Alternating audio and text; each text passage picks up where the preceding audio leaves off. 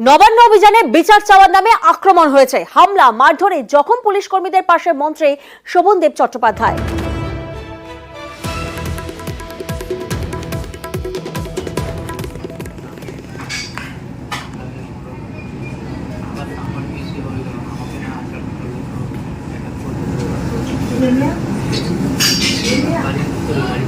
ছাত্র সমাজের আন্দোলন, নবান্ন অভিযান ছিল ছাত্র সমাজের, এবং সেই অভিযানে রণক্ষেত্র পরিস্থিতি হয়, রক্তাক্ত হয় রাজপথ, এবং আমরা দেখেছি যারা আহত হয়েছেন পুলিশ কর্মী তাদের পাশে মন্ত্রী শোভনদেব চট্টোপাধ্যায়। তিনি আজ সকালে হাসপাতালে দেখতে যান। হামলা মারধরে জখম পুলিশ কর্মীদের পাশে মন্ত্রী শোভনদেব চট্টোপাধ্যায়। আমি দেখলাম এই যে এই জয়েন্টের হাড়টা ভেঙে গেছে, আর এখান থেকে এই পর্যন্ত 13টা স্টিচ আছে।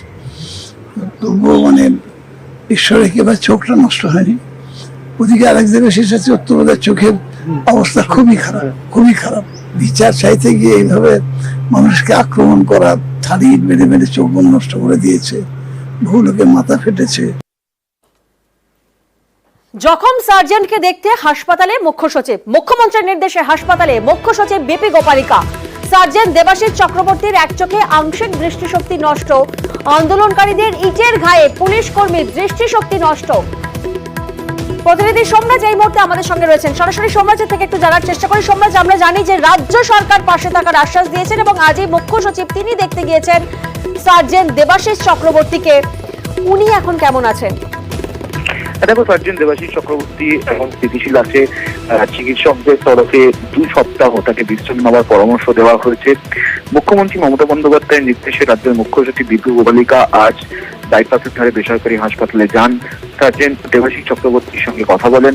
মুখ্যমন্ত্রীর তরফে শুভেচ্ছা বার্তা এবং ফল নিয়ে যান সার্জেন্ট দেবাশিস চক্রবর্তীর কাছে রাজ্যের মুখ্য সচিব। রাজ্য সরকার তার এবং তার পরিবারের পাশে রয়েছে।